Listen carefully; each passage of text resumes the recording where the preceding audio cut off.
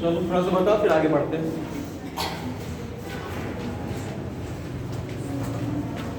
एक पॉइंट बताओ बोलो। माता जी के प्रेरणा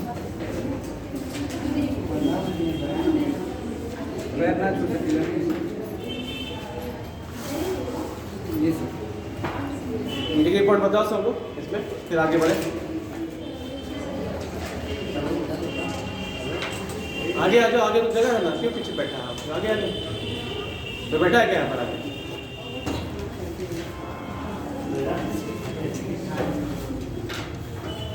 बोलो एक पॉइंट बोलो सब लोग।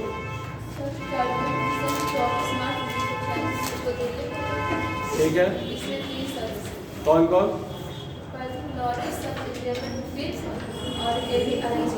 इसमें अध्यक्ष कौन थे? इनका उद्देश्य क्या था कैबिनेट मिशन का? और लोग बताओ। संविधान सभा का निर्माण करना, सहमति प्राप्त करना, और क्या था? एक निकाय का गठन करना। ठीक है, इसने कब प्रपोजल को पेश किया?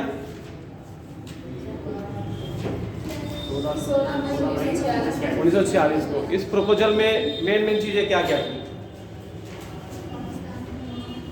पाकिस्तान के जो उसको था उसको रद्द कर दिया था, मतलब पाकिस्तान की मांग को अस्वीकार खारिज कर दिया था। मुस्लिम लीग के द्वारा यस जो पाकिस्तान का मांग किया गया उसको क्या कर दिया गया? खारिज कर दिया गया। दूसरा पॉइंट देख के ही बोलो, देख के बोल सकते हैं, बोलो देख के।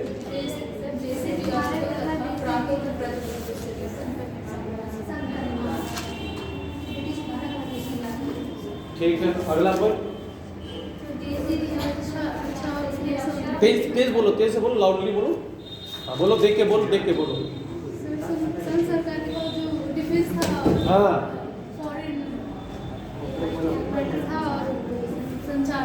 ठीक है, और प्रांत में क्या क्या है? रेसिडुअल पावर किसके पास? प्रांतों के पास। और अन्य शक्तियां प्रांतों के पास था, यानी कि केंद्र के पास आपका डिफेंस था, आपका विदेशी मामला था और संचार था। बाकी जो शक्तियां थी वो प्रांतों में नहीं थी ना, और अवशिष्ट शक्तियां भी उन्हीं में थी, किसमें? प्रांतों में। यानी कि प्रांतों को ज्यादा स्वतंत्रता देने की बात किया गया था। अगला पॉइंट पीछे से बताओ, दोनों लोग देखकर, दोनों लोग बताओ।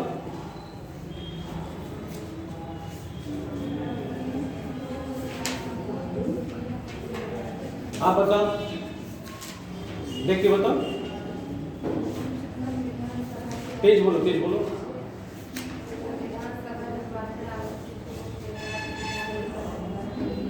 हमें सुनाई नहीं दे रहा, तेज बोलो क्या था?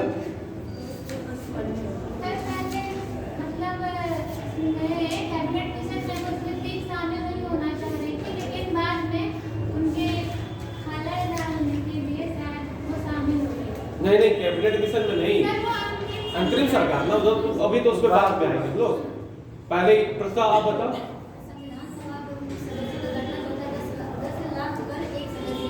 निर्वाचित होने थे, क्योंकि अप्रत्यक्ष तरीके से ही कल हम बोले थे ना सबको पढ़ के आने के लिए 10 लाख।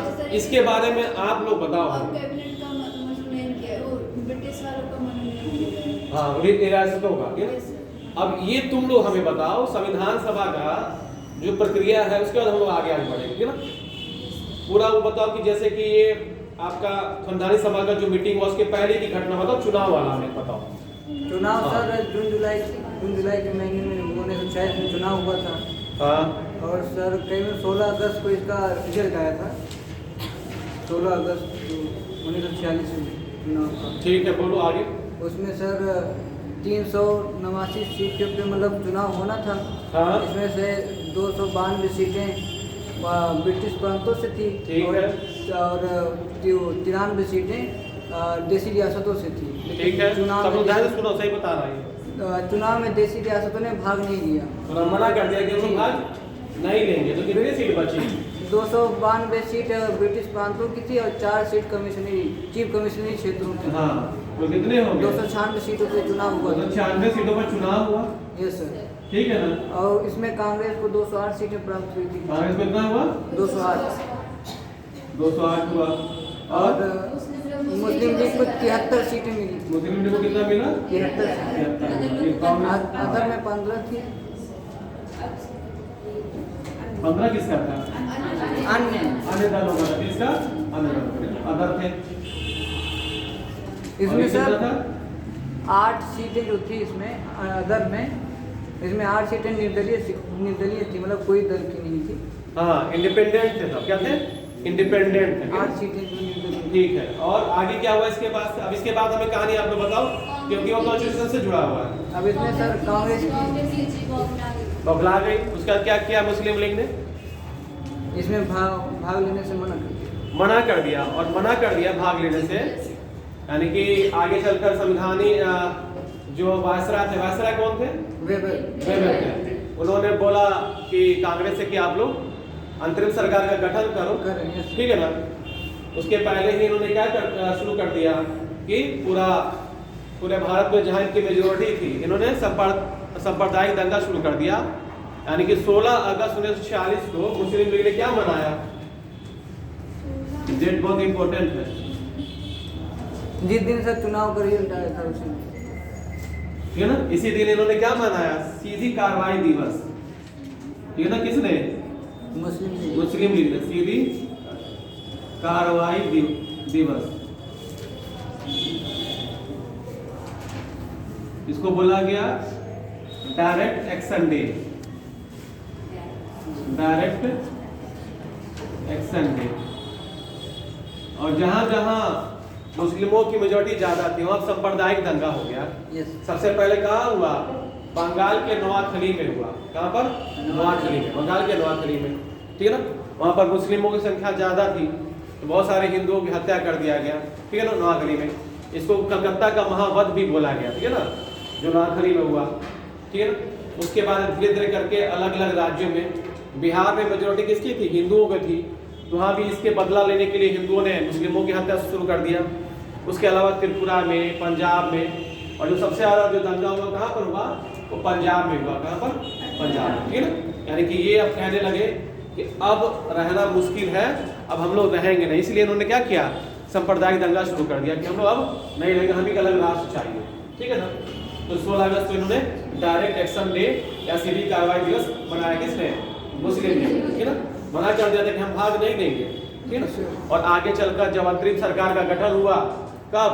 2 सितंबर 1946 को, तो क्या हुआ कि इन्होंने मना कर दिया कि हम भाग नहीं लेंगे।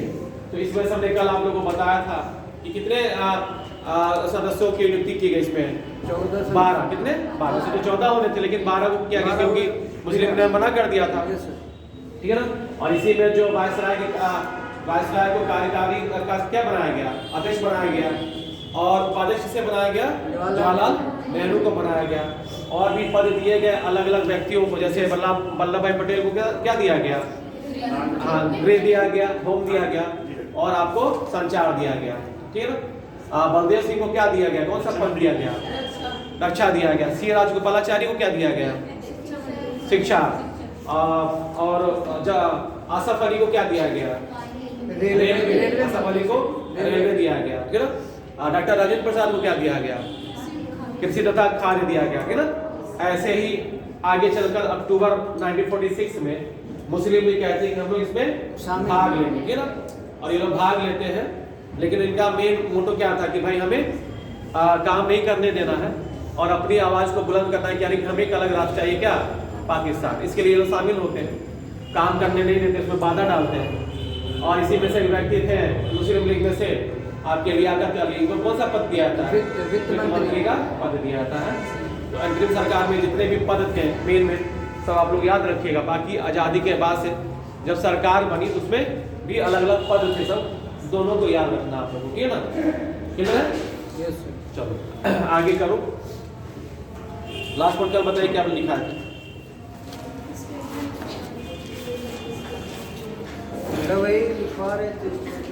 22 जुलाई ना, 22 जुलाई 1946 ईस्वी को वायसराय ने अंतरिम सरकार के गठन का प्रस्ताव रखा, हो गया, ठीक है ना।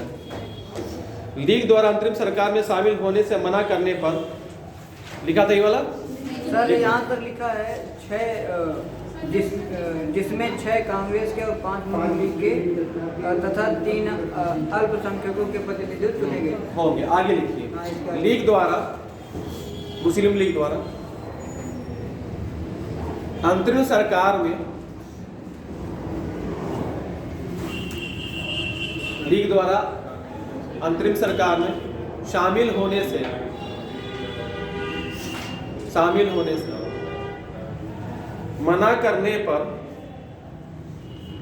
मना करने पर वायसराय ने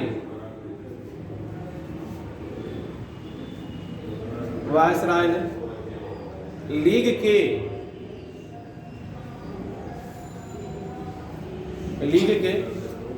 प्रतिनिधित्व के बिना ही कार्यकारिणी का गठन किया।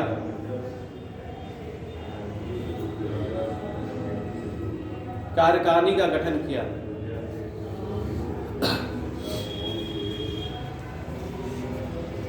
कार्यकारिणी का गठन किया। अगले लाइन से 12 अगस्त 1946 ईस्वी को 12 अगस्त 1946 ईस्वी को वायसराय ने, वायसराय का अगर नाम नहीं याद होगा तो लिख देना, वहीं पर मेंशन उनका कर लेना नाम। वायसराय ने पंडित जवाहरलाल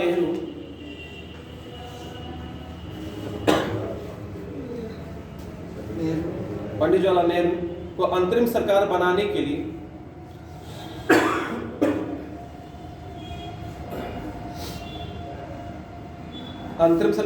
के लिए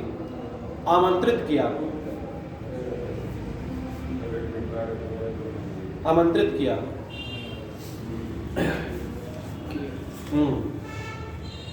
फिर से अगला नेक्स्ट पॉइंट, वायसराय के इस कदम के विरोध में आमंत्रित किया। वायसराय के इस कदम के विरोध में लीग ने 16 अगस्त, ये वाला डेट याद रखिएगा सब, लीग ने 16 अगस्त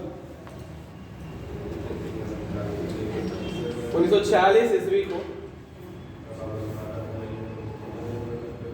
सीधी कार्रवाई दिवस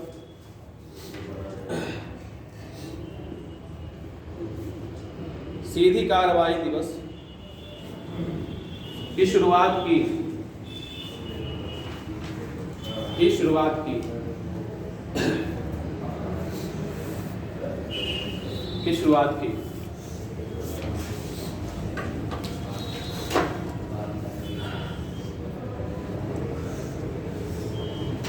इस कार्रवाई का उद्देश्य, अगले लाइन से, इस कार्रवाई का उद्देश्य सांप्रदायिक दंगे फैलाकर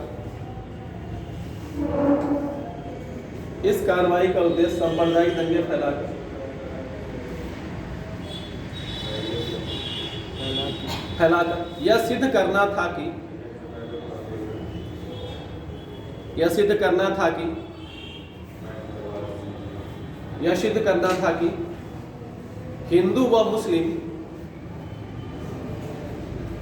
हिंदू व मुस्लिम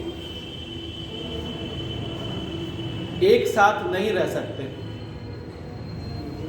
हिंदू और मुस्लिम एक साथ नहीं रह सकते।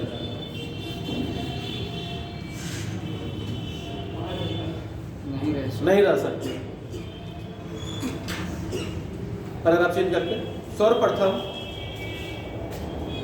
कलकत्ता में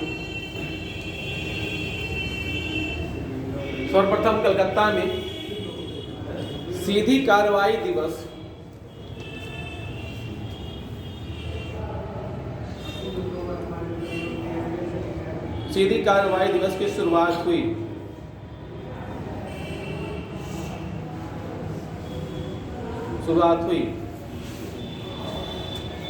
और कहां पर? नोआ नोआखली में, पहला लिखो, पहला कलकत्ता के नोआखली में,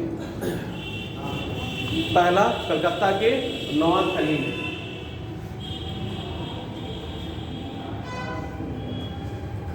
हाँ, नोआखली में। इसको कलकत्ता का महावध बोला गया, ग्रेट कलकत्ता किलिंग बोला गया है ना। नोआखली में, हाँ, जो नोआखली का जो घटना था, सांप्रदायिक जो दंगा था, इसको कलकत्ता का महावध बोला गया, ग्रेट कलकत्ता किलिंग बोला गया है ना। हाँ,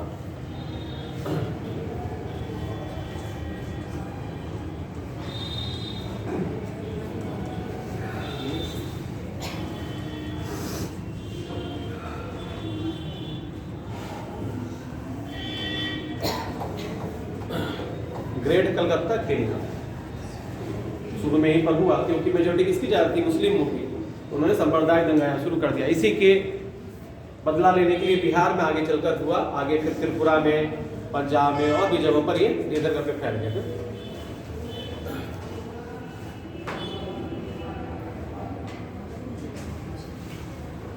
पाकिस्तान प्राप्त करने के लिए, पाकिस्तान प्राप्त करने के लिए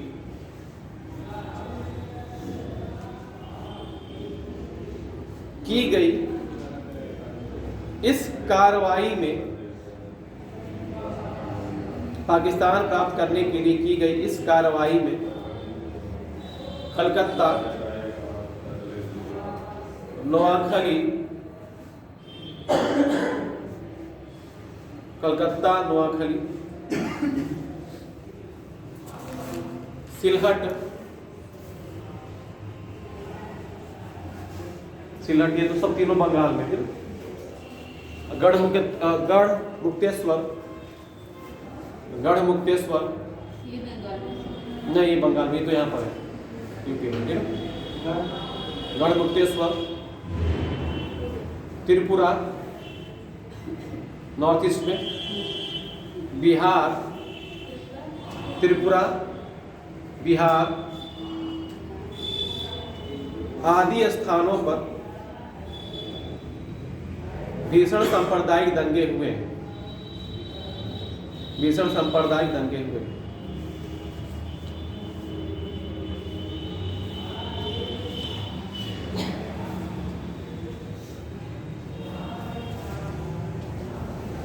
और इसे गांधी जी रोकने के लिए कहाँ चले गए, तो यहाँ चले गए नोआखली में, ठीक ना। हाँ, अगला पॉइंट, गांधी जी ने इसे पापमय बताया, पापमय बताया तथा वे 29 अक्टूबर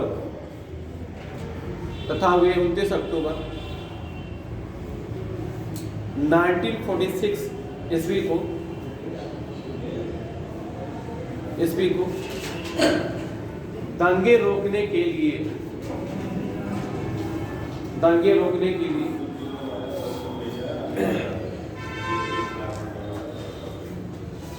नोआखली,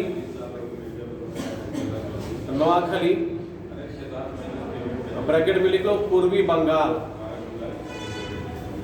नोआखली पूर्वी बंगाल पहुंचे, ब्रैकेट क्लोज वही कर लो, नोआखली में पूर्वी बंगाल ब्रैकेट क्लोज कर लो, पहुंचे।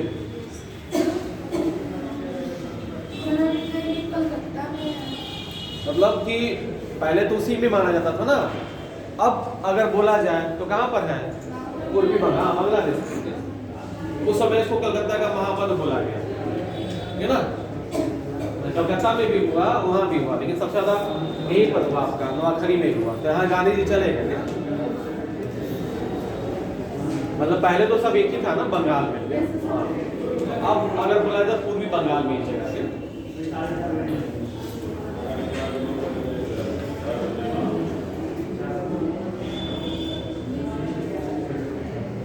नोआखली में अक्टूबर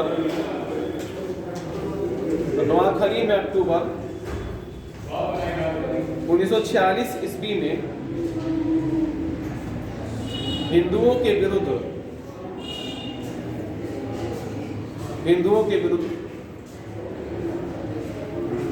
दंगों की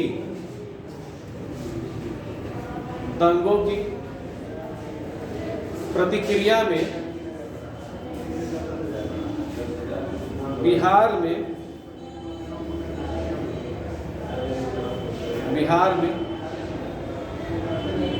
अक्टूबर 1946 ईस्वी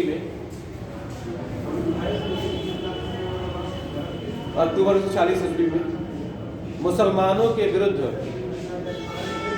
दंगे हुए।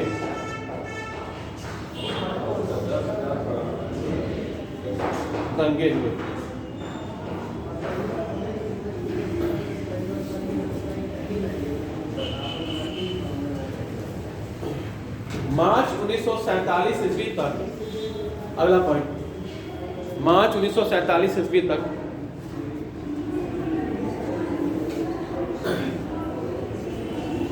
इसने सारे पंजाब को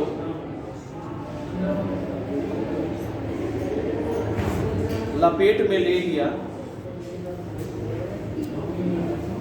सारे पंजाब को लपेट में ले लिया, यानी कि पूरे पंजाब में दंगा फैल गया मार्च 1947 तक। ठीक है, सबसे अधिक हिंसा पंजाब में हुई, सबसे अधिक हिंसा पंजाब में हुई। तो ये जो सांप्रदायिक दंगा चल रहा है, यह अंतरिम सरकार का गठन हो गया है, ठीक है ना।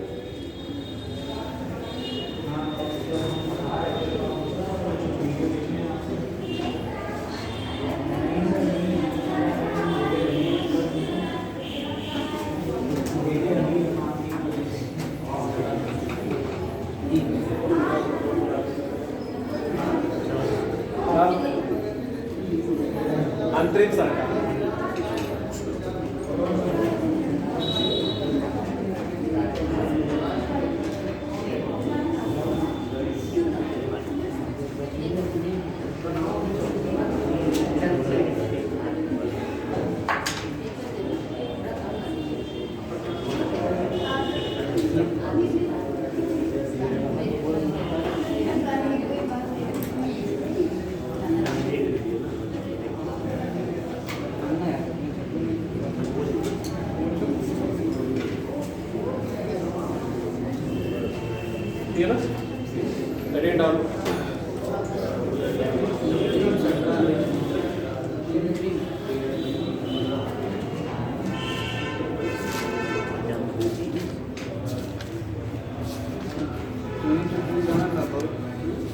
दो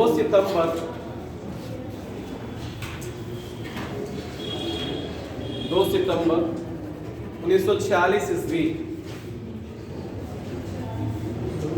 पूरा बता दिया है, इसको बस लिख लेना है। जवाहरलाल नेहरू के नेतृत्व में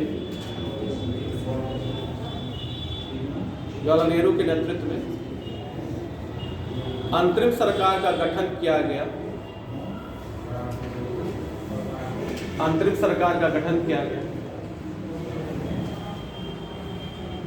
जिसमें 12 सदस्य थे,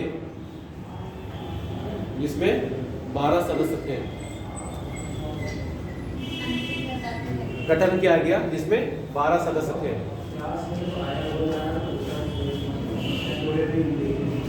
इसमें मुस्लिम लीग की भागीदारी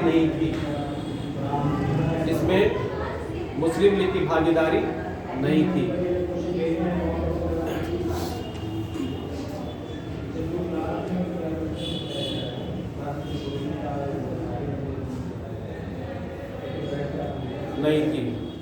बाद में पैराग्राफ चेंज करते 26 अक्टूबर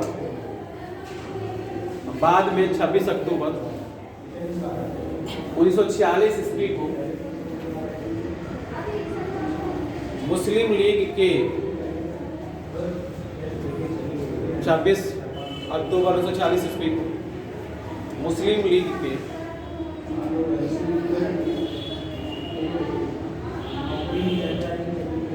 5 सदस्य शामिल हो गए।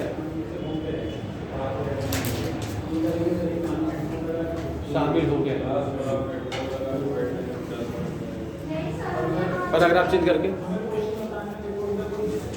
मुस्लिम लीग के अंतरिम सरकार में, मुस्लिम लीग के अंतरिम सरकार में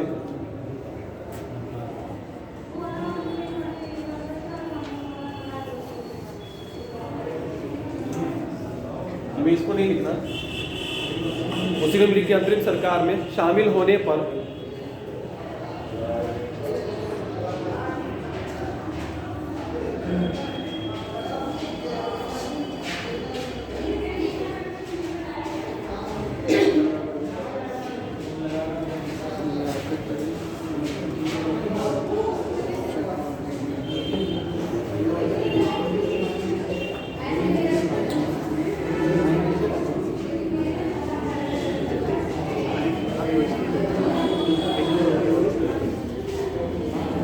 शामिल होने पर तीन सदस्यों का लेना, सदस्यों सैयद अली जहीर,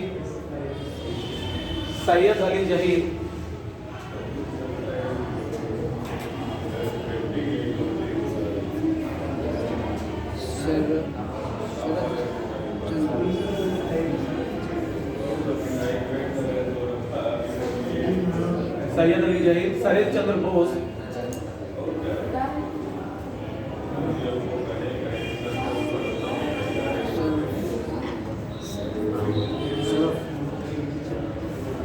शरद चंद्र बोस तथा सरफराज अहमद खान को हटना पड़ा।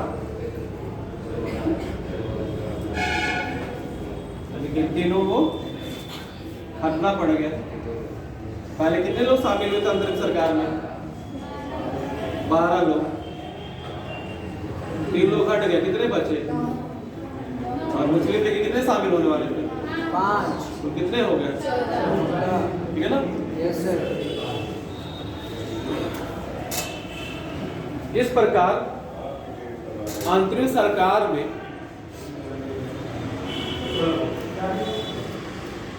अंतरिम सरकार में 14 सदस्य हो गए, 14 सदस्य हो गए।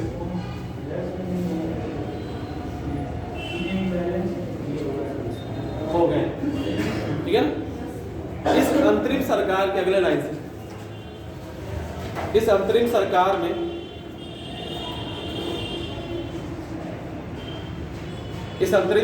में कार्यकारी परिषद के अध्यक्ष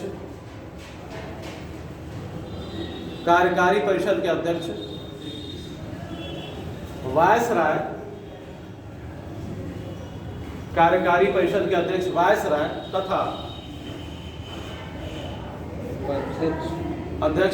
तथा उपाध्यक्ष जवाहरलाल नेहरू थे। उपाध्यक्ष जवाहरलाल नेहरू थे।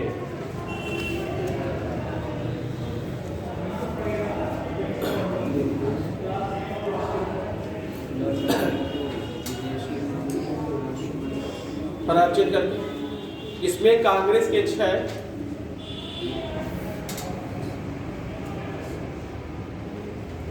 लीग के 5, कांग्रेस के 6, मुस्लिम लीग के 5, एक ईसाई, एक पारसी और एक सिख सम्मिलित थे।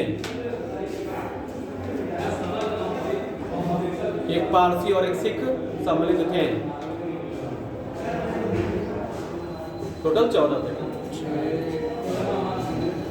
लास्ट पॉइंट, मुस्लिम लीग का मूल उद्देश्य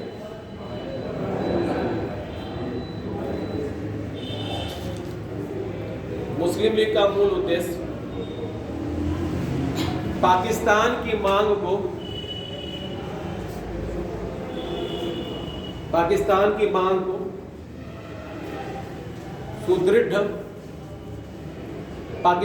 मांग को सुदृढ़ बनाना, ऐसे लिखेगा,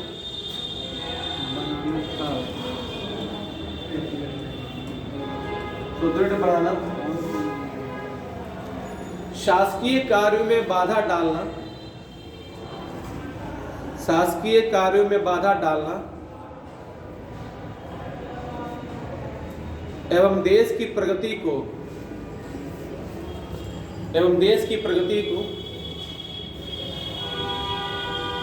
अवरुद्ध करना था, देश की प्रगति को अवरुद्ध करना था, रोकना था।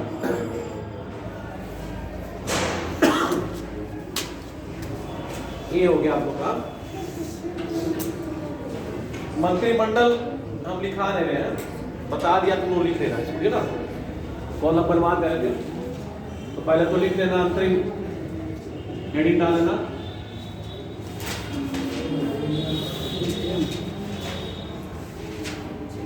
अंतरिम मंत्रिमंडल,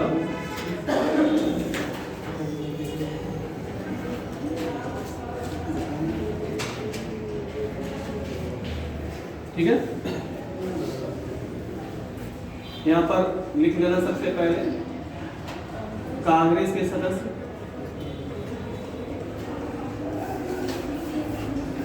जो अल्पसंख्यक है उनका इसी में शामिल कर लेना है, आगे से कुछ नहीं लिखना, इसी में लिख देना है। दूसरे कॉलम में संबंधित विभाग,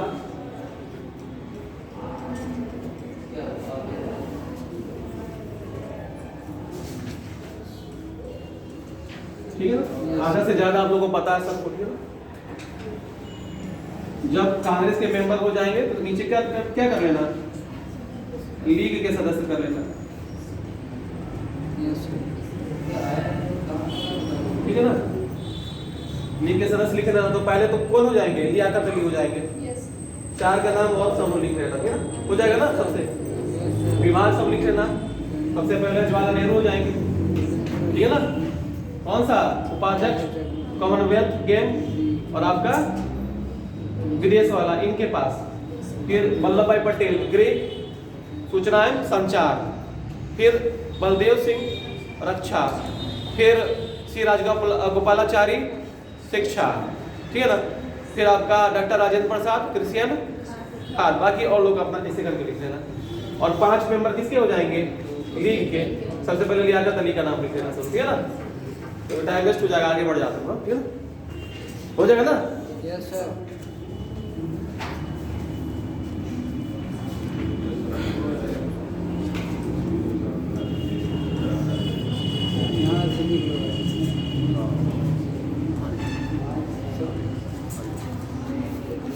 इसके बाद हेडिंग डालो इटली की घोषणा,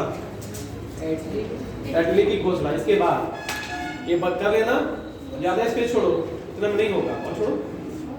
15 लोग हैं, 14 लोग है ना। 14 यस सर, और 2 रूम जगह मतलब रुपये आप ले लो,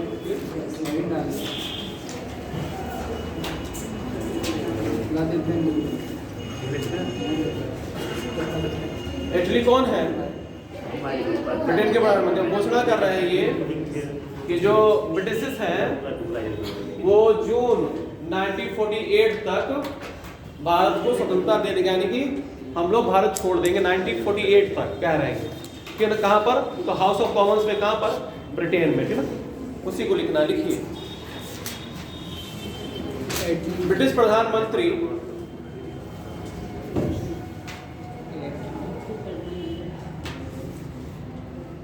क्लीमेंट एटली ने,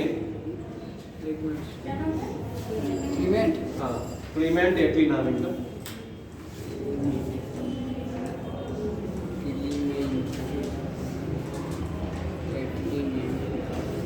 क्लीमेंट एटली ने 20 फरवरी 1947 ईस्वी को, 20 फरवरी 1947 ईस्वी को हाउस ऑफ कॉमन्स में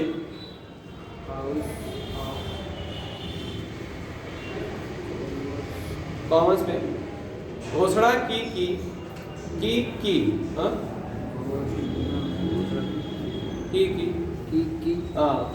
छोटी की मात्रा दूसरे वाले में। अंग्रेज जून 1948 के पहले पहले भारतीयों को सत्ता सौंप देंगे, भारतीयों को सत्ता सौंप देंगे।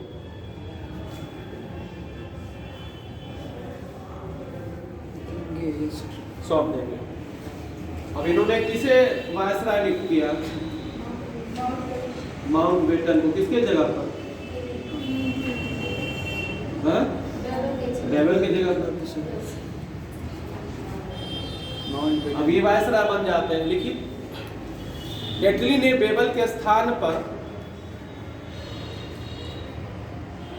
इटली ने बेबल के स्थान पर लॉर्ड माउंटबेटन को, लॉर्ड माउंटबेटन को गवर्नर जनरल ब्रैकेट में वायसराय, एक्चुअल में हम लोग वायसराय कहते थे ना 1800 कब से 58 से, लेकिन वो जनरली यूज हम लोग कर लेते हैं गवर्नर जनरल में, क्योंकि वो ब्रिटिश क्राउन का क्या था? रिप्रेजेंटेटिव था, प्रतिनिधि था ना, ठीक है ना, पूरे पावर उनके पास चले गए थे। ठीक है, वायसराय के रूप में नियुक्त की, वायसराय के रूप में नियुक्ति की।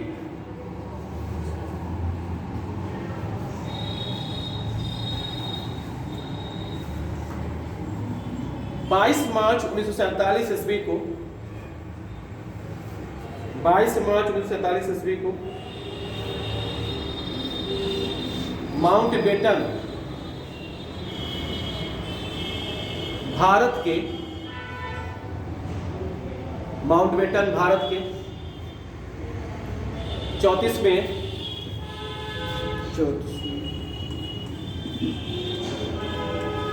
व अंतिम गवर्नर जनरल, अंतिम गवर्नर जनरल के रूप में भारत आए,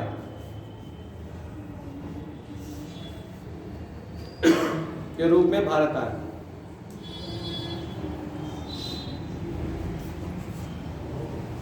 अगर आप चेंज करते, माउंटबेटन का एकमात्र उद्देश्य था, माउंटबेटन का एकमात्र उद्देश्य था, उद्देश्य था बमा करके अतिशीघ्र भारत को, अतिशीघ्र भारत को पूर्ण स्वतंत्रता देना, पूर्ण स्वतंत्रता देना।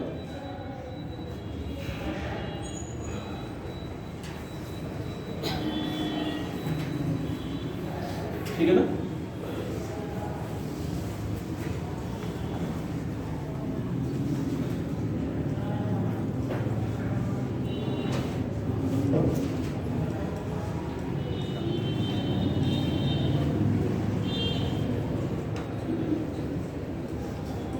योजना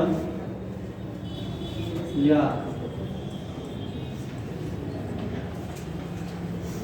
3 जून योजना,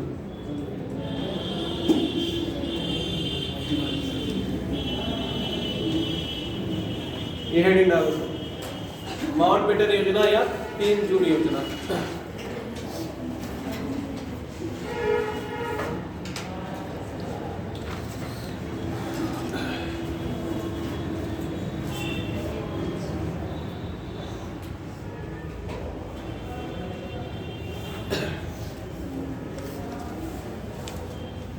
ठीक है ना, लिखो इसी में। माउंटबेटन ने 2 माह के भीतर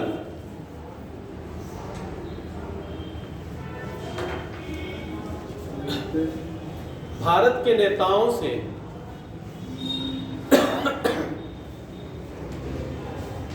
भारत के नेताओं से 2 माह के भीतर भारत के नेताओं से 133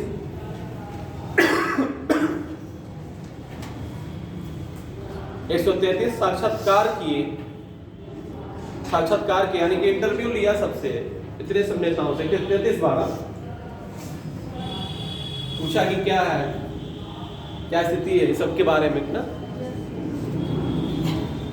133 साक्षात्कार किए। और 3 जून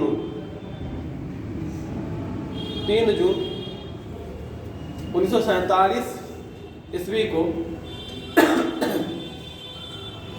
3 जून 1947 ईस्वी को भारतीयों को सत्ता हस्तांतरित करने की योजना सामने रखी। सत्ता हस्तांतरित करने की योजना सामने रखी।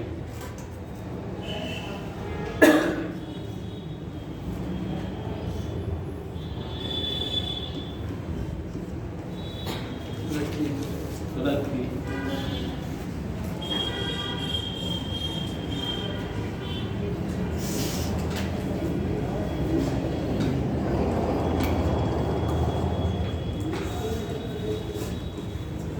ये नीचे ही लिख लो, हेडिंग डालो। 3 जून योजना में निम्न प्रावधान थे।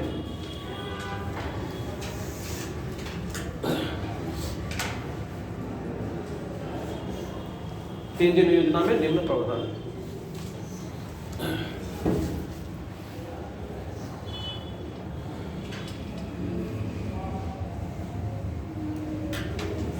ब्रिटिश भारत को, पहला पॉइंट इसमें, ब्रिटिश भारत को भारत और पाकिस्तान नामक दो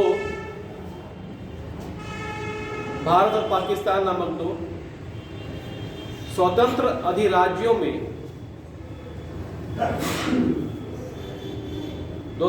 अधिराज्यों में विभाजित किया जाना था।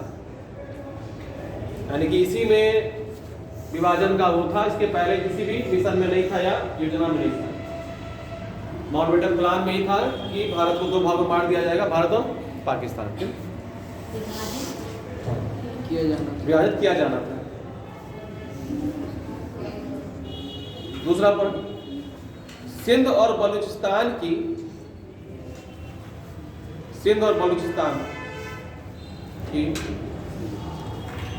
विधान परिषदों को निर्णय लेना था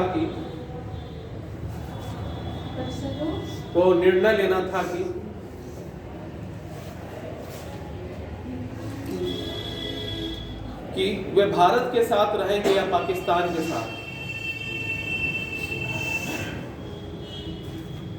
भारत के साथ रहेंगे कि पाकिस्तान के साथ। बलूचिस्तान में कौन से नेता थे जो चाह रहे थे कि हम भारत के साथ रहें? लीडर कौन से थे? जिनको सीमांत गांधी बोला गया, क्या नाम था उनका? अब्दुल गफ्फार खान, अब्दुल गफ्फार का।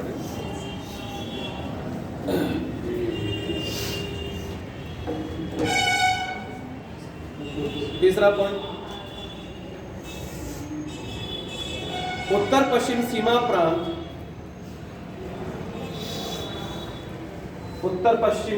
पश्चिमी करना सीमा प्रांत, इसको बोलते हैं north west frontier province, NWFP लिख लेना ब्रैकेट में, उत्तर पश्चिमी सीमा प्रांत NWFP लिख लेना। और असम के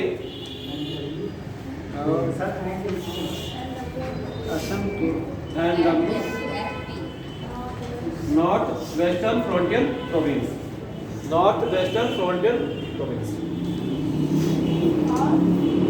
और असम के सिलहट जिले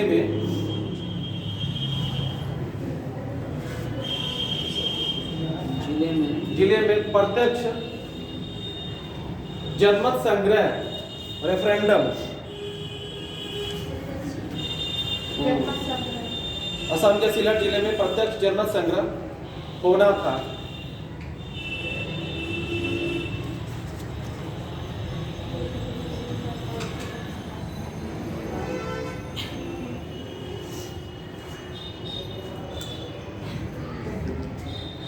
संग्रह होना चाहिए।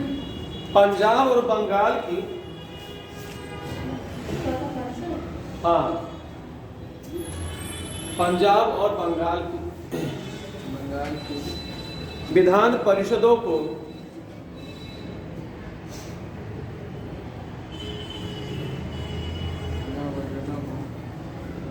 दोहरे निर्णय लेने थे। दोहरे निर्णय लेने थे। अब देखो पंजाब इधर था ना, अगर हम लोग बात करें तो ये वाला एरिया आपका, एक तो इधर क्या था आपका, ये छोटा सा इसे बना देना था, ये कौन सा बांग्लादेश अभी का, ये भी तो था ना, ये पूर्वी बंगाल हो गया। इधर कौन सा हो गया आपका, इधर आपका पश्चिमी पंजाब हो गया और पूर्वी पंजाब दोनों हो गया, यानी कि दोनों था इसमें, और इसमें भी दोनों था, बांग्लादेश और अभी का जो बंगाल है वो। अब अगर बंटवारा होगा तो अब ये क्या करेंगे, मतलब उसमें रहेंगे पाकिस्तान में, तो क्या करना पड़ेगा, इसका विभाजन भी तो करना पड़ेगा, विभाजित भी करना पड़ेगा ना, इसको भी, ठीक है ना, और इसको भी। तो ये कहा जा रहा है कि पंजाब और बंगाल की विधान परिषद को दोहरे निर्णय लेने से क्या, तो लिखो इसी में, प्रथम क्या ये पाकिस्तान के साथ जाना पसंद करेंगे, क्या ये पाकिस्तान के साथ जाना पसंद करेंगे,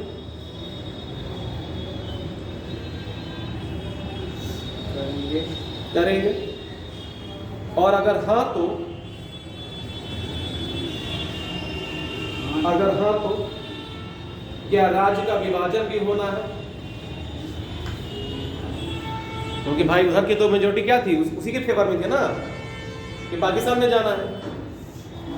प्रथम क्या ये पाकिस्तान के साथ जाना पसंद करेंगे, और अगर हाँ तो क्या राज्य का विभाजन भी होना है। ये पॉइंट समझ रहे हो लोग, ये कहा जा रहा है कि अगर ये जाना पसंद करेंगे तो पाकिस्तान में, बंगाल वाले पंजाब वाले, ठीक है ना, तो जाहिर सी बात है कि मेजोरिटी किसकी थी, मुस्लिमों की थी उधर भी और इधर वाले एरिया में, यानी कि वेस्ट पंजाब और पूर्वी बंगाल वाले भी। तो ये लोग जाहिर सी बात है कि इसमें पाकिस्तान में शामिल होना चाह रहे हैं, तो सारे चाह रहे तो क्या होगा, इनको राज्य का विभाजन भी किया जाएगा ना।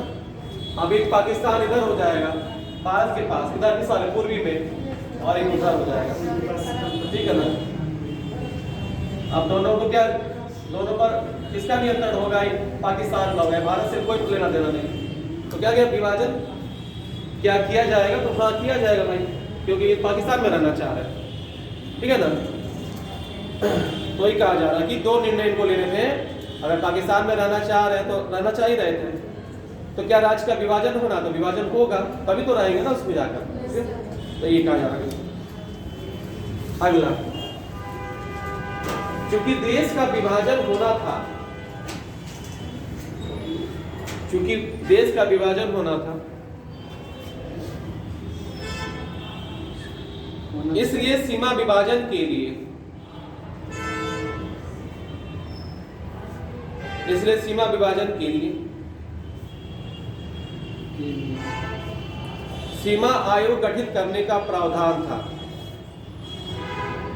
सीमा आयोग गठित करने का प्रावधान था। तो कौन सी सीमा है भारत और पाकिस्तान के बीच में, रेड क्लिफ है। तो रेड क्लिफ एक व्यक्ति थे जो उन्होंने सीमा को विभाजन किया ना, कि भारत का है या पाकिस्तान का है। और भारत चाइना के बीच में कौन सा है, मैकमोहन है। और अफगानिस्तान और पाकिस्तान के बीच में कौन सा, डुरांड, ठीक है। कनाडा और अमेरिका के बीच में कौन सा, ऐसे हम पूछ रहे हैं, ज्योग्राफी पढ़ा है ना हम लोगों ने, बाउंड्री तो पढ़ा ही होगा। 49 पैरेलल लाइन है, कौन सा है, 49 पैरेलल लाइन। साउथ कोरिया और नॉर्थ कोरिया के बीच में 38 पैरेलल लाइन है, 38 पैरेलल लाइन, ये सब भी याद रखना। हाँ, आयोग गठित करने का प्रावधान था, हाँ प्रावधान था। नेक्स्ट पॉइंट, लास्ट, भारतीय खजाने का भी, भारतीय खजाने का भी बंटवारा होना था, भारतीय खजाने का भी बंटवारा होना था और इसमें से 55 करोड़ रुपए और इसमें से 55 करोड़ रुपए पाकिस्तान को देने थे।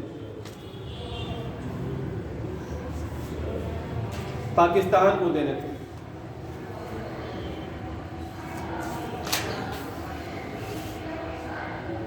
इस बस इतना ही पॉइंट है। अगला अलग से लिखना पॉइंट, माउंटबेटन प्लान में सब पॉइंट था, ठीक है ना।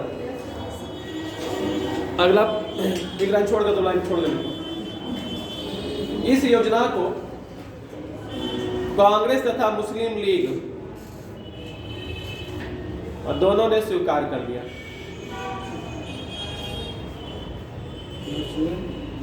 दोनों ने स्वीकार कर लिया।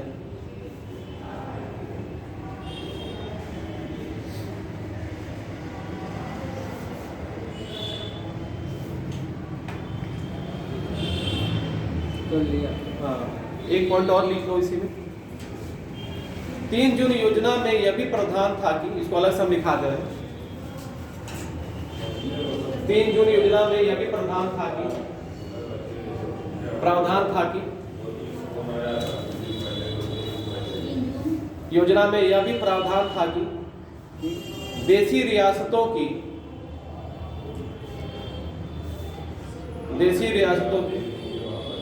स्वतंत्र रहने का अधिकार नहीं होगा। ये अलग से हमने लिखा दिया था। देशी रियासतों के स्वतंत्र रहने का अधिकार नहीं होगा और ना ही कोई ब्रिटिश प्रांत स्वतंत्र रह पाएगा और ना ही कोई ब्रिटिश प्रांत स्वतंत्र रह पाएगा। इसका मतलब समझ रहे हैं? और ना ही कोई ब्रिटिश प्रांत स्वतंत्र रह पाएगा। इसका मतलब ये है कि भारत या पाकिस्तान से अलग होकर वो अपना नहीं करेंगे, अपने को स्वतंत्र नहीं करेंगे, शासन नहीं करेंगे, ये कहा जा रहा है ना। यानी जो रियासतें हैं या तो भारत में या तो पाकिस्तान, स्वतंत्र होकर नहीं रहना है। और कोई ब्रिटिश प्रांत भी स्वतंत्र होकर नहीं शासन करेगा, या तो भारत में या तो पाकिस्तान, वो कहा जा रहा है ना। ये इसमें प्रोविजन था, प्रावधान था।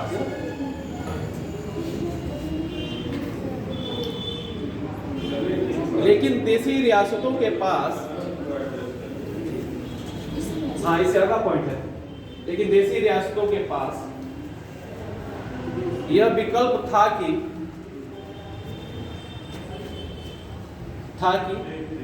वे भारत अथवा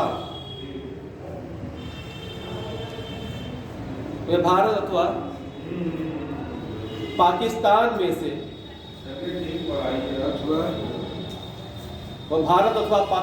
में से किसी एक का चुनाव कर सकते हैं, किसी एक का चुनाव करें या कर सकते हैं। पूरा पॉइंट क्लियर है? तो माउंटबेटन प्लान का ऊपर वाले जो पॉइंट सब याद रखिएगा। इसी में पाकिस्तान के लिए मतलब 2 राष्ट्र के लिए आया था प्रोविजन। इसके पहले किसी भी योजना या कमीशन में नहीं था, ना मिशन में नहीं था। माउंटबेटन प्लान में था कि भारत का विभाजन किया जाएगा और एक पाकिस्तान होगा और एक भारत होगा। फिर उधर वाला जो एरिया था आपका सिंध वाला और बलूचिस्तान वाला, वहाँ पर विधान परिषदों को निर्णय लेना था कि वो कहाँ शामिल होंगे। इधर वाला जो बंगाल पंजाब था, इसमें भाई शामिल होंगे तो उसका विभाजन भी किया जाएगा, ठीक है। तो जाहिर सी बात है मुस्लिम मेजोरिटी था तो लोग उधर जाना चाह रहे थे तो वो चले गए बस। बाकी इसी में बाउंड्री लाइन भी खींचा गया भारत पाकिस्तान के बीच। किसने खींचा? तो रेडक्लिफ ने, उनके नाम पर रेडक्लिफ लाइन हो गया हमारा और पाकिस्तान के बीच में, ठीक है। बाकी दोनों ने एक्सेप्ट कर लिया, मुस्लिम लीग ने और कांग्रेस ने माउंटबेटन प्लान को कि भाई अब बंटवारा, क्योंकि इतना ज़्यादा कत्लेआम हो रहा था, हिंसा हो रहा था, ठीक है। तो सब परेशान थे, सभी जितने भी राजनेता थे वो कांग्रेस के जितने भी, सबने बोला कि नहीं अब बंटवारा ही सही है, ठीक है। अच्छा, इसमें बहुत सारे लोगों का प्रतिक्रिया आया है ना। बहुत सारे मतलब जो समय के लीडर थे, महात्मा गांधी, वल्लभ भाई पटेल, जवाहरलाल नेहरू, खान अब्दुल गफ्फार खान। तो प्रतिक्रिया हम अभी नहीं लिखा रहे हैं। आप लोग क्या करो, कोशिश करना कि ना रफ में पहले लिखना है ना, मतलब जो विभाजन से के रूप में जो प्रतिक्रिया दिया गया था उसको लिखना सब लोग, ठीक है ना, सबके बारे में, यानी कि गांधी जी के बारे में क्या प्रतिक्रिया दिया, वल्लभ भाई पटेल ने क्या दिया, जिन्ना ने क्या दिया, खान अब्दुल गफ्फार खान ने क्या दिया, अब्दुल कलाम आज़ाद ने क्या दिया, और बस इतने सारे लोग ने। तो आप लोग रफ में पहले लिख कर लाना, अगर हो जाएगा तो हम देख लेंगे, अगर तो सही हो तो लिख लेना, नहीं तो फिर हम दिखा देंगे बाद में ओके सर। जब इंसेंट करेंगे तब उस समय, ठीक है ना। तो प्रतिक्रिया के लिए छोड़ देना स्पेस, आधा पेज छोड़ना सब। एक लास्ट पॉइंट, अब लास्ट इसका खत्म।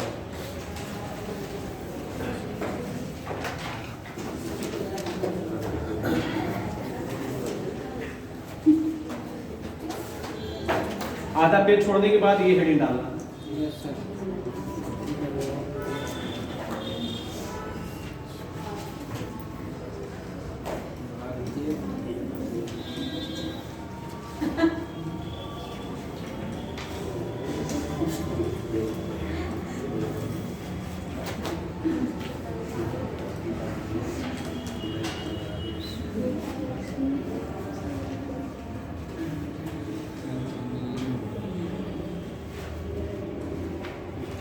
भारतीय सत्ता नियम 1947, इसमें 2 पॉइंट है, फिर खत्म किया। उठा लो। 4 जुलाई 1947 ईस्वी को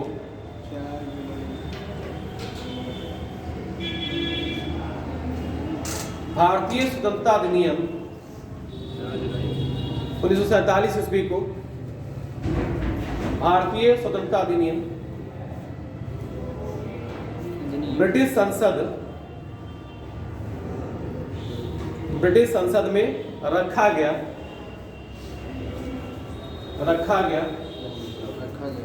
और 18 जुलाई 1947 को, इसको अंडरलाइन करिएगा सब, 18 जुलाई 1947 याद भी रखना सबको, को संसद में पारित कर दिया। 18 जुलाई 1947 को संसद में पारित कर दिया, ठीक है ना। पैराग्राफ चेंज करके इसी के तहत 14 अगस्त 1947 को पाकिस्तान एवं 15 अगस्त 1947 को भारत स्वतंत्र हुआ।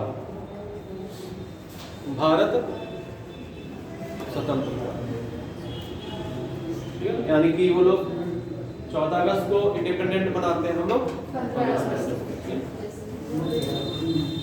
जब आजाद हो गया तो कौन क्या क्या बने आप लोग बताओ, पाकिस्तान में भारत में। जब दोनों आजाद हो गए यानी कि पाकिस्तान और भारत, तो यहाँ पर कौन क्या बना, वहां पर कौन क्या बना, ये आपको बताओ।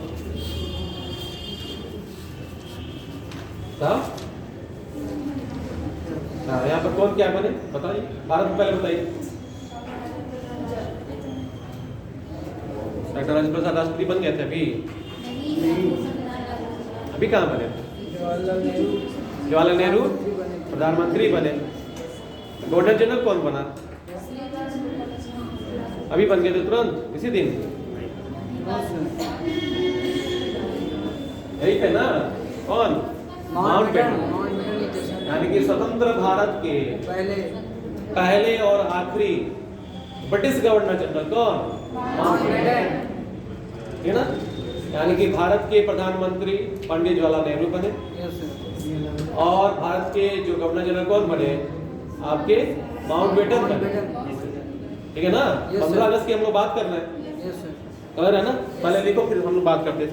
लिखो, माउंटबेटन स्वतंत्र भारत के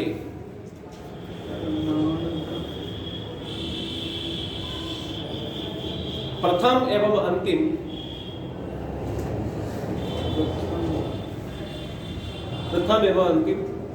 ब्रिटिश गवर्नर जनरल बने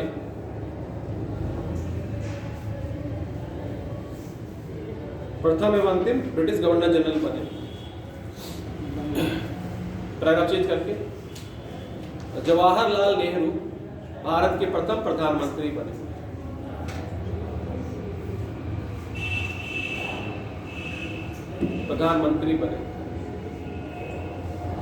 मोहम्मद अली जिन्ना क्या बने? पाकिस्तान के प्रधानमंत्री बने। प्रधानमंत्री मत लिखना, प्रधानमंत्री मत लिखना। मोहम्मद अली जिन्ना पाकिस्तान के प्रथम गवर्नर जनरल बने। मोहम्मद अली जिन्ना पाकिस्तान के प्रथम गवर्नर जनरल बने। प्रधानमंत्री कौन बना पाकिस्तान में? लियाकत अली खान, जो यहाँ पर वित्त मंत्री थे ना अंतरिम सरकार में, वो क्या बने वहां पर? प्रधानमंत्री। ठीक है। और जब यहाँ से माउंटबेटन चले गए, ठीक है ना, यानी कि स्वतंत्र भारत के फर्स्ट और लास्ट ब्रिटिश गवर्नर जनरल तो क्या लगाएंगे? स्वतंत्र भारत के प्रथम और आखिरी इंडियन गवर्नर जनरल कौन? सी राजगोपालाचारी। यानी कि जब ये चले गए यहाँ से तो सी राजगोपालाचारी को गवर्नर जनरल बनाया गया कुछ समय के लिए। और आगे चलकर कौन बन गया? क्या तो राष्ट्रपति का वो आ गया। तो राष्ट्रपति कौन बन गया? डॉक्टर समझ रहे ना? तो सी राजगोपालाचारी भी याद रखना है, यानी कि ये भारतीय है। स्वतंत्र भारत के प्रथम भारतीय और अंतिम भारतीय गवर्नर जनरल तो सी राजगोपालाचारी। ये ब्रिटिश गवर्नर जनरल तो ठीक है, याद रहेगा। खत्म हो गया। 4:30 तक तुम लोग रहोगे ना? सर बोले थे 4:30 तक। 4 मिनट तक पढ़ाइए सर। कल बताया 4:15 तक पढ़ लो। 4:15 कहाँ से आते हैं? महाराज तो फिर रह जाएगा जी। तब तो अभी तो पीडीएफ वैसे हमने सर को दे दिया, वो डाल देंगे। जैसे हमें कांग्रेस का भी हम सोच रहे थे ना पढ़ा दे तुम लोग को कांग्रेस का अधिवेशन कुछ पता नहीं है, तो उसको तो पढ़ लो ना कम से कम। और फिर एक क्लास हम लेंगे कभी उसमें। कल नहीं पढ़ा पाएंगे? नहीं कल तो नहीं, अब बाद में फिर बीच में हम कभी आएंगे फिर ना, तो आप लोग को वो करा देंगे। क्या नाम है? यही नागरिक आंदोलन, विद्रोह, आदिवासी वाला और किसान, वही बच गया ना। अभी सर तो हमने पीडीएफ दे दी, हमको पढ़ाना है वैसे मतलब बता देते, खाली तुम लोग नोट कर लेते हो, लेकिन उसके लिए भी तो टाइम चाहिए ना। अभी 7 मिनट बचे हैं सर। इंडियन नेशनल कांग्रेस करा के वही आदिवासी वाला कर दे।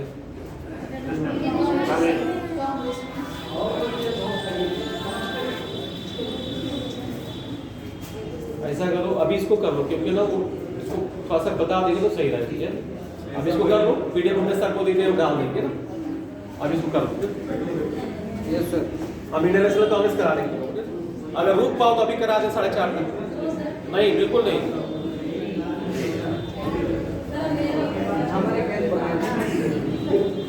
चलो गुरु से आते हैं।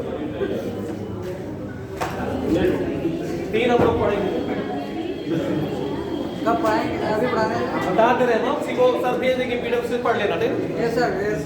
ठीक है ना, हल्का सा बता दे रहे हैं, पीडीएफ से भेजने से पढ़ लेना।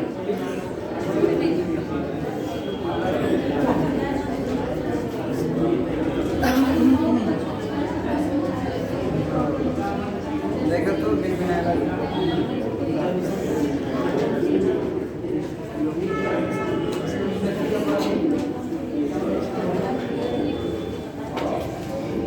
नागरिक विद्रोह,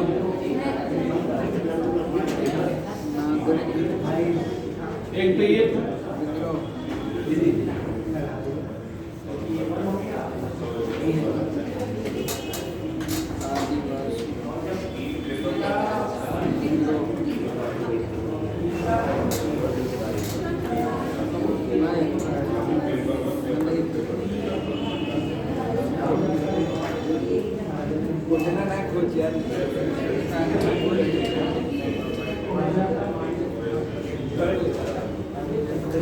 एक और था, लेकिन वो तीन था सर। वो तो हम बाद में करा पाएंगे, किसान ये दोनों को बाद में करा पाएंगे। क्या समझा? ठीक है ना।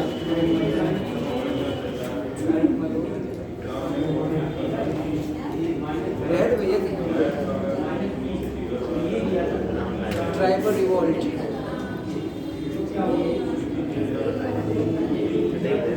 बढ़िया तो लिखे हैं, बस ये इसका पीरियड भेज देंगे तो हम लोग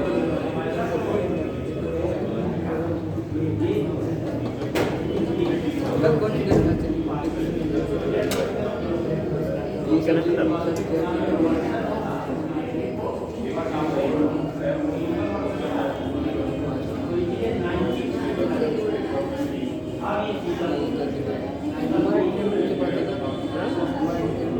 ये दोनों को तो बाद में करा देगा, ठीक है ना। अभी पूरा ही कंप्लीट नहीं है ये दोनों, ये पूरा हमने भेज दिया है, इसका थोड़ा सा भेजा है, इसका कारण भेज दिया है, बाकी वो तो पूरा बचा कराएंगे तो बाद ही मिलेगी, इसका थोड़ा सा सुन लो सबको। नागरिक बनते अब देखो कारण क्या था, नागरिक विद्रोह के कारण क्या थे, इसका कॉजेस क्या थे।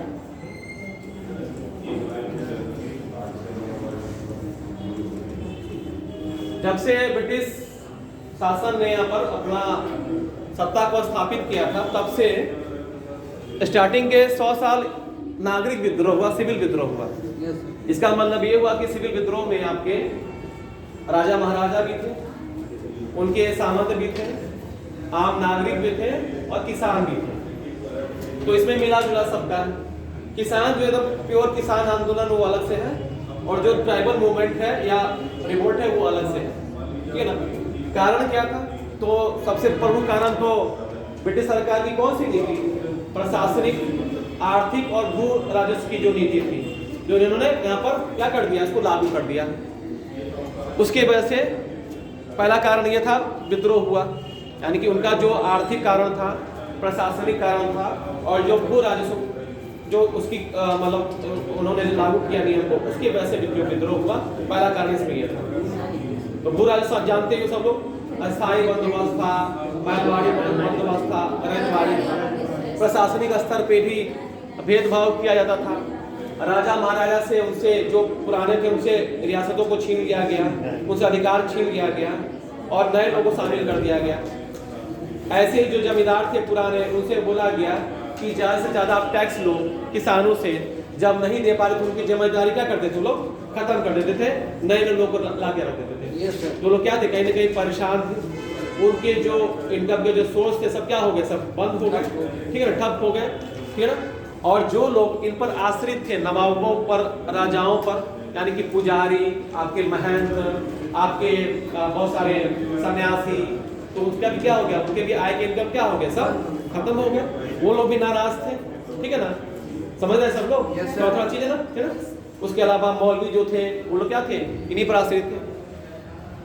इसके वजह से क्या हुआ कि बहुत सारे जो कारीगर थे, हस्तशिल्प जो उद्योग था, इनकी आर्थिक नीति की वजह से क्या हो गया, वो सब फ्लरिश कर गया भारत में। इन्होंने क्या किया, यहाँ की वस्तुओं से, यहाँ के कच्चे माल से वहाँ पर क्या किया है, ब्रिटेन में सामान को बनाया और यहाँ पर लाके क्या कर दिया, उसको बेच दिया यहाँ के मार्केट में। उसमें फिनिशिंग होता था, इसमें वो अच्छा दिखता था, तो पैसे वाले क्या करने लगे, उसको खरीदने लगे। यहाँ के जो कारीगर थे, यहाँ के जो हस्तशिल्प के जो लोग थे, कारीगर थे, उनके जो बने हुए हाथों से सामान थे उतने ज़्यादा अट्रैक्टिव नहीं थे, आकर्षक नहीं थे, जिसकी वजह से क्या हो गया, उनको मार्केट से बाहर आना पड़ गया। जब उनके काम सब ठप हो गया तो उन्होंने किधर मूव किया, कृषि की तरफ। किधर गए, कृषि की तरफ गए। जब कृषि की तरफ गए, एग्रीकल्चर की तरफ गए, तो क्या हो गया, उस पर भार ज़्यादा पड़ गया, किस पर, कृषि पर, ठीक है ना भाई। तो कम लोग थे ना, जब इधर छोड़कर कारीगर जो हस्तशिल्प जो लोग थे उधर चले गए, तो क्या हो गया कि उस पर भार ज़्यादा पड़ गया, किस पर, कृषि पर, ठीक है ना। तो इससे क्या, इससे भी नुकसान हुआ लोगों को, ठीक है ना। और जो अपनी जमीन पर खेती करते थे, फिर इन्होंने क्या किया, उसको वहाँ पर मजदूर बना दिया। खेत क्या किया इन्होंने, हड़प लिया। समय पर अगर कर नहीं दे पाते तो क्या करते थे, जमीन अपने नाम कर लेते थे। तो इससे भी ये सब चीजें हुआ। तो यही कारण हमने कुछ लिखाया है, जो बोला है उसी को पढ़ के बताते रहे। क्यों, नागरिक विद्रोह के कारण, पहला ब्रिटिश राज द्वारा अर्थव्यवस्था, प्रशासन, भू राजस्व प्रणाली में परिवर्तन करना, जो बताया हमने, ठीक है ना। तत्कालीन जमींदारों और पोलीगरों, पोलीगर का मतलब दक्षिण भारत में जो जमींदार होते थे वो हथियारबंद दस्ते रखते थे, उनको पोलीगार बोला जाता था। दक्षिण भारत में जो जमींदार होते थे वो हथियारबंद दस्ते रखते थे, यानी कि अपने सेवक रखते थे जो हथियार लेकर रहते थे, ठीक है ना, तो उन्हीं को पोलीगार बोला गया है। ये भी जमींदार थे, कहाँ के? दक्षिण भारत के। उत्तर भारत में तो जमींदारी बोलते थे, दक्षिण भारत में क्या बोलते थे? पोलीगार बोलते थे। आ रहा समझ सबको? पूरा लिखा हुआ समझ में आ जाएगा ना, हमने जानबूझकर पूरा लिख दिया। तो अपनी जमीन और उससे मिलने वाले राज से क्या होना पड़ा? हाथ धोना पड़ा, क्योंकि उन्होंने क्या किया? नए नए लोगों को ला दिए। कौन? ब्रिटिशर्स। भाई अगर समय पर नहीं चुका पाए तो क्या किया? उनकी जगह पर दूसरे को बैठा दिया, तो सब इनका आय का जो सोर्स था सब क्या हो गया? बंद हो गया, ठप हो गया। हमने नीचे ब्रैकेट में लिख भी दिया है, सरकारी अधिकारियों और धनाढ्य व्यापारियों, यानी कि जो नए नए जो व्यापारी पैसे वाले जो आए हैं वो महाजनों ने इन जमींदारों व पोलीगारों की सामाजिक प्रतिष्ठा और प्रभुत्व पर क्या कर लिया? कब्जा जमा लिया। जो पुराने थे उन पर इसने सरकारी अधिकारियों ने, जो अमीर जो व्यापारी थे वो लोगों ने, और जो आपके जो महाजन थे यानी कि जो बिचौलिया थे उन लोगों ने क्या कर लिया? इन पर प्रभुत्व जमा लिया। किस पर? उनके अधिकारों पर जो पहले थे। क्लियर है? हमने ब्रैकेट में लिख दिया है, उसको समझ लेना सब। नवाबों, राजाओं व जमींदारों जैसे पारंपरिक संरक्षकों के लुप्त होने, और यानी क्या हो गए? सब लुप्त हो गए, खत्म हो गए, ठीक है ना। औपनिवेशिक औद्योगिक नीतियों के कारण कारीगरों और हस्तशिल्प का विनाश हो गया। जो कारीगर थे और जो हस्तशिल्प जो था हाथों से जो बनाया था सब क्या हो गया? खत्म हो गया, क्योंकि भाई वही तो आसरा दे रहे थे ना, यही तो खरीद रहे थे ना चीजों को, और जो नए आ रहे थे वो सब इनको इंटरेस्ट था ही नहीं इसमें, ठीक है ना। क्लियर है? आ रहा है कि ऊपर से चीजें जा रही हैं। आज सर में मतलब फास्ट बोल रहे हैं हम, ठीक है ना, आप लोग की वजह से। ढेरों कवियों, लेखकों, संगीतज्ञों, कलाकारों, पुजारियों, पंडितों, मौलवियों ने अपने पारंपरिक संरक्षण क्या कर दिए? खो दिए। जो लोग संरक्षण इनको दे रहे थे वो लोग क्या हो गए? चले गए, खत्म हो गए। तो भाई कौन संरक्षण इनको करेगा? दिनों में भी विद्रोह में क्या किया? भागीदारी किया सब लोगों ने। धार्मिक लेवल पर भी विद्रोह हुआ, ठीक है ना, यानी कि सपोर्ट किया इन लोगों ने, ठीक है ना। क्लियर है?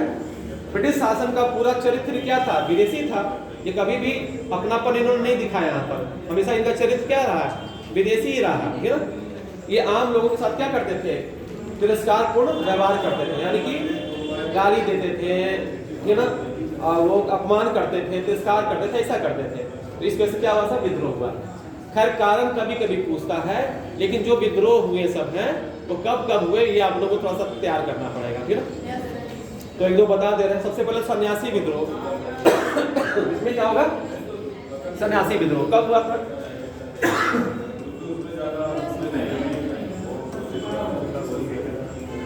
इस समय तक चला था ना। सन्यासियों ने विद्रोह कर दिया। कहां पर? बंगाल में। क्यों कर दिया? क्योंकि इन लोगों ने तीर्थयात्रा पर क्या कर दिया? प्रतिबंध लगा दिया। ये प्रतिबंध लगा दिया तो इस समय जो गवर्नर जनरल था उसका नाम था वारेन हेस्टिंग्स, ठीक है ना, उसी ने किया, ठीक है ना, विद्रोह हो गया। इसी विद्रोह को बंकिम चंद्र चटर्जी ने या चट्टोपाध्याय ने किसमें वर्णन किया है? आनंद मठ में। किसमें किया है? आनंद मठ में सन्यासी विद्रोह का उन्होंने वर्णन किया है, ध्यान रखना है, बाकी सब लिखा हुआ है। अभी कुछ दिन पहले ही किसका 150वां वर्ष मनाया गया? किसका मनाया गया? वंदे मातरम का ही मनाया गया। कितना? 150वां वर्ष मनाया गया है। आपको नवंबर में मनाया गया है, ठीक है ना। 7 नवंबर को मनाया गया है। 7 नवंबर देखना सब अगले क्लास में पूछेंगे, ठीक है ना। तो सन्यासी विद्रोह हो गया। इसमें कई लोग जुड़े हुए थे। नेता का नाम है मजनू शाह, मूसा शाह, देवी चौधरानी और भवानी पाठक। बंकिम चंद्र चट्टोपाध्याय ने एक और उपन्यास लिखा था, देवी चौधरानी, ठीक है ना। एक तो आनंद मठ था ही, एक देवी चौधरानी था, इन्हीं पर लिखा था, जो लेडी का मैंने नाम बताया। ये लोग जुड़े थे किससे?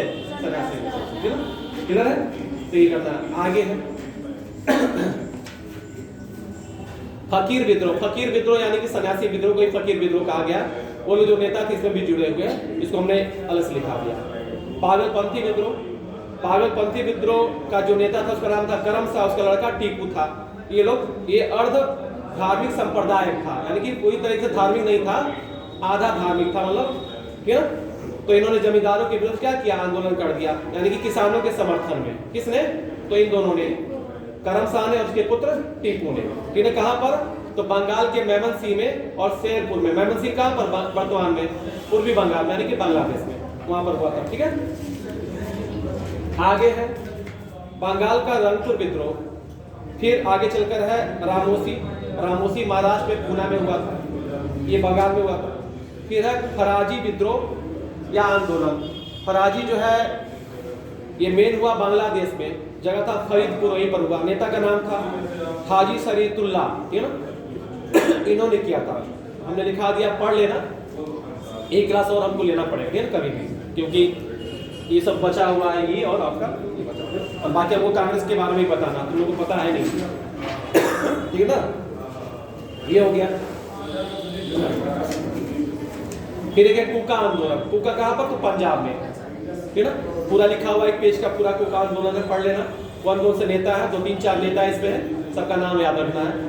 मतलब आता क्या है आंदोलन में, पहले तो कब हुआ, ईयर कभी कभी पूछ लेता है, तो ईयर तो याद करने में थोड़ा सा दिक्कत होता है, लेकिन नेता का नाम याद हो जाता है, और कहां पर हुआ वो भी याद हो जाता है। ईयर में दिक्कत होता है क्योंकि सब अलग अलग किताबों में अलग अलग डेट दिया हुआ है, ईयर दिया हुआ है, तो थोड़ा सा कंफ्यूजन होता है। ईयर कभी कभी पूछता है, नेता का नाम पूछता है, एरिया पूछता है, तो सब लोगों को माइंड में रखना है। जितने भी नेता होंगे 1, 2, 3, 4 सबका नाम याद रखना है ना। कुका में 3-4 नेता है, उनका नाम याद रखना आप लोगों को हो जाएगा। फिर कुछ शासक जो थे जिनको ब्रिटिश सरकार ने गद्दी से उतार दिया था, उन लोगों ने विद्रोह किया। जैसे एक थे इनमें दीवान बेलूथम्पी का विद्रोह। बेलूथम्पी क्या थे? दीवान थे राजा के, राजा को भी हटा दिया, दीवान को भी हटा दिया, तो दीवान ने क्या किया? राजा के विद्रोह कर दिया, ठीक है। अब इनको जब ब्रिटिश सरकार ने मार दिया तो सार्वजनिक रूप से फांसी भी दे दिया, मरने के बाद भी इनको फांसी पर लटका दिया। तो एक बार आईएएस में क्वेश्चन आया हुआ कि कौन से नेता थे जिन्होंने विद्रोह किया और मरने के बाद उनको फांसी पर लटका दिया? तो बेलूथम्पी थे, ठीक है ना। तो ध्यान कहां पर थे ये?